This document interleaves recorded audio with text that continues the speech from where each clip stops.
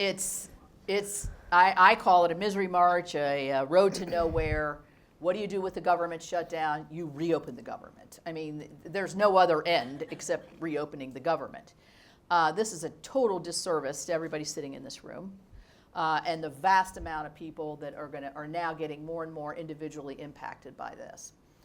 What happened was we asked, the House passed what's called a continuing resolution. That means you continue spending the same dollars that you had from the previous year until November 21st. Passed it 13 times under President Biden. I voted for it every time. I have never voted to not keep the government open. But we got to this point, and when it came over from the Senate Democrats decided that wasn't enough. They felt like, and there is I don't want to get too technical here, but there is a pinch point here with Obamacare subsidies that insurance is going to go up and people are going to lose their subsidies and lose their health insurance. I'm just generalizing here. It's much more complicated than that. You're not going to lose your whole subsidy, your Obamacare subsidy. It's just during COVID, they put an extra they being the Democrats, only Democrats, no Republicans voted for this, put an extra subsidy on there.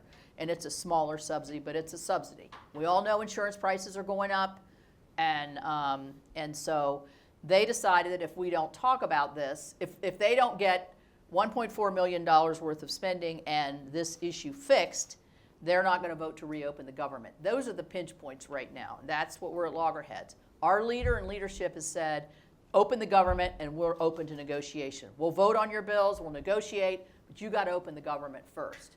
And they're refusing to do it.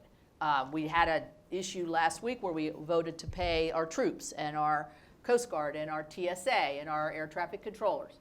And again, they being the Democrats, with the exception of 3, would not vote for that.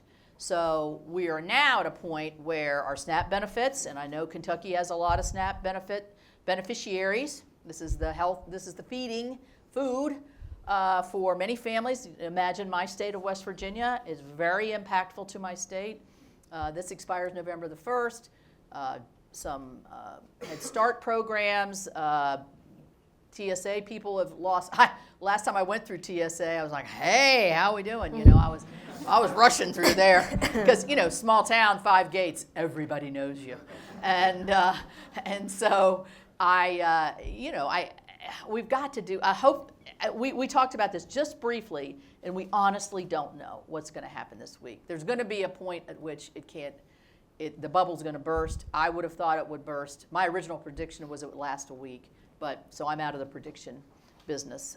It's gone on a lot longer, and it's hurting a lot more people.